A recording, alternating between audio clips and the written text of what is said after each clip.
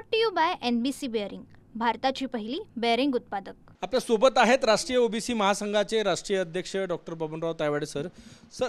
तुम्हाला सरकारतर्फे पत्र आलं आणि उद्या बैठक बोलवण्यात आलेली आहे, काय विषय?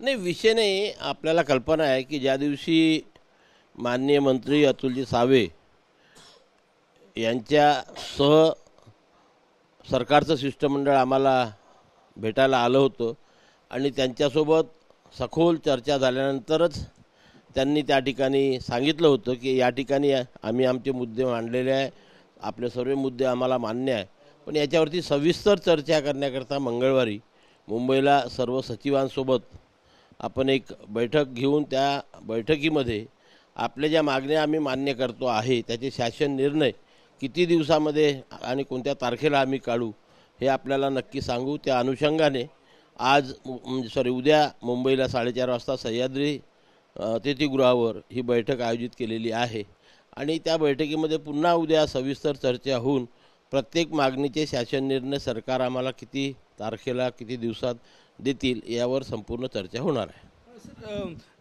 14 पैकी 12 मागण्या मान्य झाल्या, त्याच्या GR बाबतच ही बैठक आहे. त्याच्या GR बाबतच की शेवटी असं आहे की मागणी पूर्ण झाल्यानंतर शासन निर्णय जोपर्यंत निघत नाही तोपर्यंत त्याची अंमलबजावणी होत नाही आणि म्हणून ते शासन निर्णय किती दिवसात काढणार यासंबंधी चर्चा करण्याकरता आणि संबंधित विभागांच्या सचिवांची मान्यता घेण्याकरता ही बैठक आहे. सर, कोण कोण जाणार या बैठकीला? आमचे 20-25 प्रतिनिधी आहेत राष्ट्रीय ओबीसी, कारण त्या बैठकीमध्ये फक्त राष्ट्रीय ओबीसी महासंघ आणि त्यांचे पदाधिकारी असाच उल्लेख केलेला आहे आणि सर्व विभाग जे कन्सर्न विभाग आहे त्या सर्व संबंधित विभागांचे प्रधान सचिव त्या ठिकाणी राहणार. मंत्री छगन भुजबळ यांना निमंत्रण देण्यात आलेलं आहे किंवा इतर काही ओबीसी नेते असतील? आमच्या पत्रामध्ये तसा उल्लेख नाही. आम्हाला जे पत्र मिळेल त्याच्यामध्ये माननीय मंत्री महोदय, डॉक्टर परिणय फुके आणि इतर विभागाचे सचिव असाच उल्लेख आहे. ओबीसी मंत्री अतुल सावे, परिणय फुके, तुम्ही आणि तुमचे काही पदाधिकारी? हो, आम्ही आणि आमचे पदाधिकारी.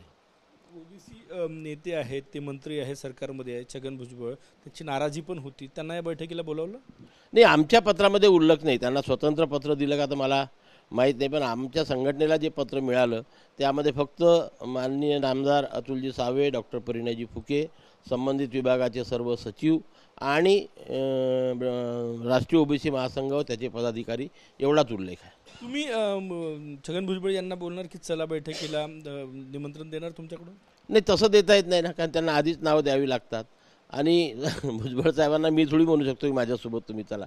सरकार त्यांना निमंत्रण देईल, कारण सरकारने बोलावलेली बैठक आहे, त्याच्यामुळे मी त्यांना स्वतःहून निमंत्रित करू शकत नाही. अशी माहिती आहे की त्यांना निमंत्रणच गेलं नाही आतापर्यंत. होता तो सरकारचा आणि त्यांच्यामधला प्रश्न आहे. सरकार हे बघा कसं आहे, मंत्री महोदयांनी आमच्या ज्या मागण्या मान्य केलेल्या आहेत त्यांच्या अंमलबजावणीची ही मीटिंग आहे. त्याच्या अंमलबजावणीची ही मीटिंग असल्यामुळे ज्या मागण्या सरकारने एकदा मान्य केल्या त्याच्यावरती पुन्हा चर्चा होणार नाही. किती नेते इथनं तुम्ही घेऊन चाललेले आहे काय? आमचे 25 पदाधिकारी आहेत. नावं दिले, नावं गेले, सरकारकडे अप्रूव्ह पण झाले. दुसरीकडे विजय वडेट्टीवार यांच्या नेतृत्वात आज ओबीसी नेत्यांची मुंबईत बैठक बोलवण्यात आलेली आहे, काय सांगा? नाही, आता तो त्यांचा प्रश्न आहे ना. हे बघा कसं आहे, मी आधी पण आपल्याला म्हटलं आहे की 400 जातीचा समूह असलेल्या या ओबीसी समाजामध्ये अनेक नेते आहेत आणि त्याच्यामुळे त्यांच्यामध्ये चर्चा विमर्श होऊन सर्वच नेते मंडळी माझ्या मताशी सहमत राहील असं नाही आहे. मी आधी पण म्हटलेलं आहे.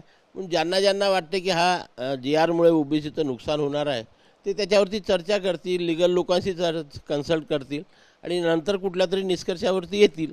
पण आज त्या बैठक घेऊन त्यांचं जे काही असमाधान असेल किंवा ज्या काही शंका त्यांना असेल त्याविषयी ते बहुतेक चर्चा करणार असतील. त्यांची नागपुरात बैठक झाली, त्यात राष्ट्रीय ओबीसी महासंघाच्या निर्णयाविरोधात सुरू होता त्यांचा. आजच्या बैठकीतही तसाच सुरू होतं. मी वारंवार आपल्या माध्यमातून सुद्धा सर्वच नेत्यांना आव्हान केलेलं आहे की आपण याच्यामध्ये आपल्याला कुठं भीती वाटते त्याविषयी माझ्याशी सविस्तर चर्चा करावी, 1 to 1, काय पडद्यामागून नाही. आणि मग माझं म्हणणं बरोबर आहे की तुमचं म्हणणं बरोबर आहे याच्यावरती निष्कर्ष येईल. म्हणजे आता माननीय मनोज जरांगे पाटलांचं उपोषण संपल्यानंतर आणि त्यांच्या हातामध्ये शासन निर्णय मिळाल्यानंतर त्यांच्याच विषयाचे जे अभ्यासक आहे, चिंतक आहे, आंदोलनकर्ते आहे, जे अनेक वर्षापासून याच्यामध्ये संघर्ष करत आहे, त्यांचंच म्हणणं येत आहे की याच्यामुळे मराठा समाजाला कुठेही फायदा झालेला नाही. मी नाही म्हणत आहे, तेच सांगत आहेत. ओबीसी तुम्ही अजूनही ठाम आहे की ओबीसीचं नुकसान झालं नाही त्या जी आरमुळे? बिलकुल झालेलं नाही, बिलकुल झालेलं नाही. शंका कुशंका करून फायदा नसतो, कॉन्क्रीट डिसिजन पाहिजे असते.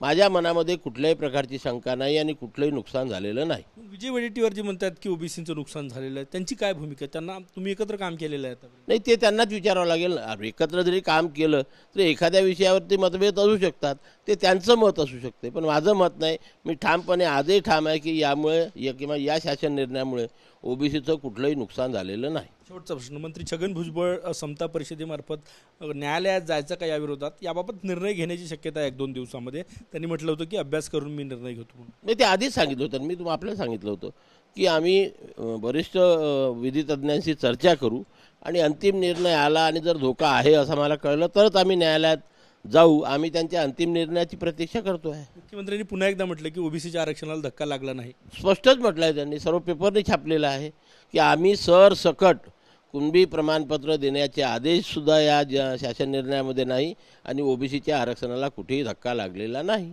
सरकार विरोधात आंदोलनाची तयारी करते, त्यांना काय सांगणार?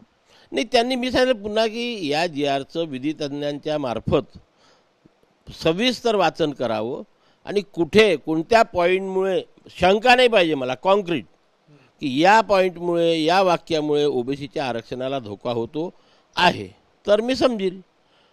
आरक्षण गेलं डुबलं हे झालं तेच ते वाक्य वारंवार वापरून भ्रम पसरवतं आणि समाजाची दिशाभूल करते. मी तर डायरेक्ट आरोप, समाजाची दिशाभूल होते आहे इथे. जे लोकांना बिचाऱ्या गावखेड्यातले लोक असतात ते त्यांच्या नेत्यांच्या शब्दावरती विश्वास ठेवत असतात आणि स्वतःचं मत तसं तयार करत असतात. आणि म्हणून नेत्यांना माझी विनंती आहे की संपूर्ण सविस्तर वाचन करून अंतिम निष्कर्ष काढा आणि मग समाजाला तशा प्रकारचं काय म्हणतो आपला निर्णय द्या. नक्कीच सरकार विरोधात ओबीसी आंदोलन उभं करणाऱ्या नेत्यांनी समाजामध्ये भ्रम पसरू नये, दिशाभूल करू नये.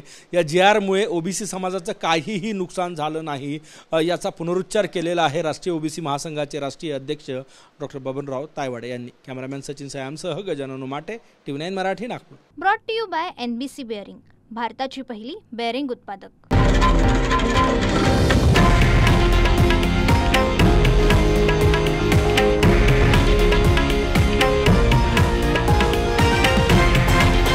हे आहे देशातील नंबर 1 न्यूज नेटवर्क आणि आपण पाहत आहात TV9 मराठी, एकमेव.